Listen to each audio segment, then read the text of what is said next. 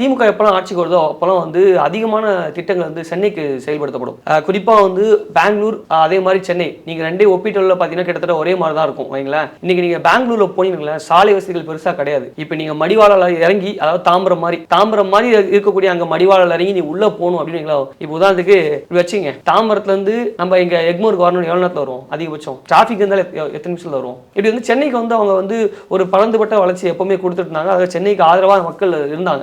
சென்னை மக்கள் வந்து திமுக ஆதரவுல இருந்தாங்க. ஏழை எளிய மக்கள், சாலைகளை வசிக்கக்கூடிய மக்கள், அந்த குடிசைகளை வசிக்கக்கூடிய மக்கள், குறிப்பா என்க்ரோச்மெண்ட் அப்படின்னு சொல்லி அப்பப்போ போயிட்டு அடிச்சு அவங்களெல்லாம் நகர்த்துறது, அவங்கள இன்னொரு இடத்துக்கு மாத்துறது. ஸோ அது வந்து மிகப்பெரிய ஒரு விஷயமா பார்க்கப்பட்டு சென்னையில் அதிகமாக இருக்கக்கூடிய மக்கள் வந்து தலித் மக்கள் அதிகமாக இருக்காங்க. பூரக்குடி மக்கள் பார்த்தீங்கன்னா தலித் மக்கள் தான். இப்போ அவங்க என்ன பண்ணுவாங்கன்னா, ஒரு இடத்துல இருந்து எடுத்து இன்னொரு இடத்துல போடுறது வந்து மிகப்பெரிய பிரச்சனையா இருக்கும். இப்போ அதிமுக ஆட்சி காலத்திலே அது நடந்தது. பெரும்பாலும் வந்து ஒரு எந்த ஆட்சி நடந்தாலும் அது அப்பப்போ நடக்கும். ஆனா குறிப்பா அதிமுக ஆட்சியோட இப்போ திமுக ஆட்சியில வந்து அதை மக்களால் ஏற்றுக்க முடியல.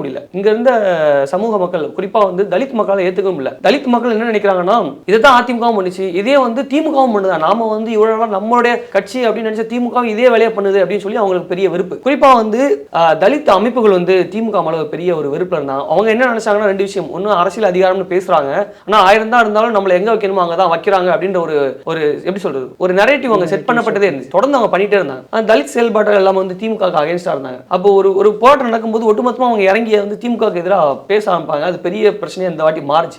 குறிப்பா வந்து அவங்க நிறைய கேன்வாஸ் பண்ணாங்க, திமுகவுக்கு எதிராக அவங்க அதிகமாக கேன்வாஸ் பண்ணாங்க. இப்போ உதாரணத்துக்கு வச்சுக்கோங்களேன், தலித் பகுதியில் இருக்கக்கூடிய மக்களை வந்து யார் அடிக்கடி சந்திக்கிறாங்க அப்படின்னு பார்த்தீங்கன்னா, அந்த தலித் செயல்பாட்டாளர் தான் சந்திக்கிறாங்க. ஏதாவது ஒரு பிரச்சனை அவங்க தான் போய் முதல்ல நிற்பாங்க. இப்போ உதாரணத்துக்கு ஒரு குடிசை எழுந்து போச்சு, இல்லை அங்கே யாரையா ஒருத்தவங்க வந்து தப்பா கைது செய்துட்டு போயிட்டாங்க, இல்லை அங்கே ஏதாவது ஒரு பிரச்சனை இருக்கு அப்படின்னு பார்த்தீங்கன்னா, தலித் சமூக செயல்பாட்டாளர்கள் தான் போய் நிற்பாங்க. அப்போ ஆல்ரெடி அவங்க வந்து அங்கே பதிஞ்சிருக்காங்க. இங்குள்ள மக்கள் எல்லாருக்கும் அவங்களுக்கு பதிஞ்சிருக்கு. இப்போ அவங்க போய் நெகட்டிவ் சொல்லும்போது என்ன பண்ணுவாங்க? அவங்க எல்லாம் நெகட்டிவாக இருந்தாங்க. அதுக்கு ஒரு முக்கிய காரணம் சொல்றாருன்னா வந்து ஆம்ஸ்டாங் ஆரம்பிச்சு வச்சது. அவரும் வந்து திமுக வந்து வெறுப்பை எப்பவுமே சொல்லிட்டே இருந்தாரு. அதுக்கப்புறம் வந்து தலைவர்களும் தொடர்ந்து அந்த திமுக வெறுப்பை சொல்ல ஆரம்பிச்சாங்க. குறிப்பா இன்னைக்கு இருக்கிற ரஞ்சித் வரைக்குமே